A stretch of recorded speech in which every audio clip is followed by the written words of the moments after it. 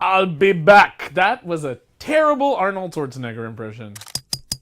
Hey guys, so as some of you know, there's apparently an Arnold Sports Festival in Columbus, Ohio. That's right, Arnold Schwarzenegger has a sports festival. At the Arnold Sports Festival, someone from thearnoldfan.com cornered Mr. Schwarzenegger to ask him what everybody wants to ask him. What is going on with Terminator 5? You know, Arnold's been pretty cagey and secretive about any details involving the movie, but he did say this. I can't do it in an Arnold voice. I'm sorry, internet. I'm really looking forward to that because, as you know, the last time when we did Terminator, it was when I was governor, and so I couldn't be in that movie. But now, I'm back again, and they are very excited about having me in the film. The movie preparation is going well. The script is fantastic. You know, Arnold Schwarzenegger's decisions on what scripts are fantastic have been shaky in the past, so who knows how fantastic this script actually is. But we do know a little bit about the movie. It is being directed by Alan Taylor, who's now really famous for directing Thor 2: The Dark World. I think it had its pros and it had its cons, but overall was a pretty solid action flick. Arnold Schwarzenegger is clearly returning to his role as the Terminator. Emilia Clarke, also known as Daenerys Targaryen, is taking up the role of Sarah Connor. Jason Clarke is taking up the role of John Connor, which is a little weird to me because he looks older than his mom, but it's time travel, so who knows what's gonna happen. And then Jai Courtney is taking up the role of Kyle Reese, which for hardcore Terminator fans, that means something. This right here is the point where I'm going to tell you that if you hate spoilers, if you're one of those people that thinks that even knowing a smidgen of information ruins the movie for you, there's an annotation somewhere on this video right now. Go watch Terminator 2 Homemade Movies. Go watch 8-Bit Cinema.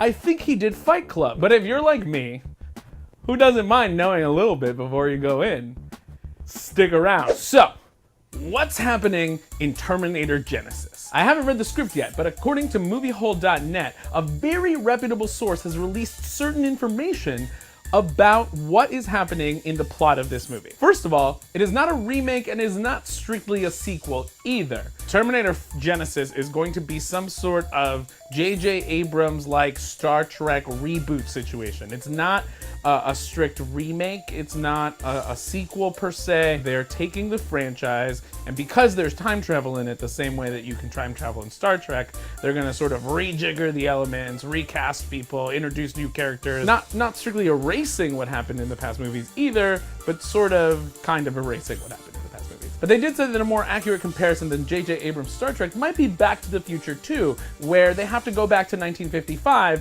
from Back to the Future 1 and sort of with the things that they did in the first place when they with the past in the first place, and that's when you get into the weird time that none of us understand. We know a couple of things for fact. We're gonna visit the future. We're definitely gonna go back to 1984 from Terminator 1. We're gonna go back to 1991 from Terminator 2. And we're gonna visit some other key moments in Sarah and John Connor's life. In 1984 from Terminator 1, the Terminator is going to arrive, beat up a bunch of Bill Paxton lookalikes, kill a bunch of Sarah Connors until he finds the right one. So we're probably gonna see Arnold Schwarzenegger back in his classic leather jacket and sunglasses, but exactly how they're gonna explain how he's so much older than he was in the original movies, I'm not quite sure, especially since he's a robot and he's not supposed to be aging, so maybe they'll do some CGI to his face, who knows. Anyway, he shows up, starts looking for Sarah Connor to kill Sarah Connor, and then Kyle Reese volunteers to go back into the past, ends up impregnating Sarah Connor, and everything goes the same except something's gotta change. Something's gotta go wrong this time. That change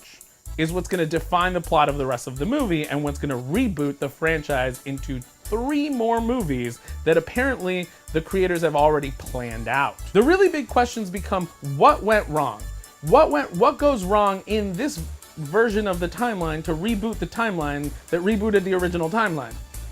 Did Sarah Connor die in this one? Although that seems like a really silly thing if you're gonna recast Daenerys Targaryen as Sarah to then come in and kill her multiple times and then kill her dead for good. Did somehow the events of Terminators 1 and 2 f*** up the future in a way that John Connor regrets and actually backfired, so now John Connor and the Rebellion need to go back in time again to fix the mistakes that John Connor and the Terminator did originally when they went back and that gets really Back to the Future 2-y, I don't know what's gonna happen. We'll all find out July 1st, 2015. But until then, what do you think is gonna happen?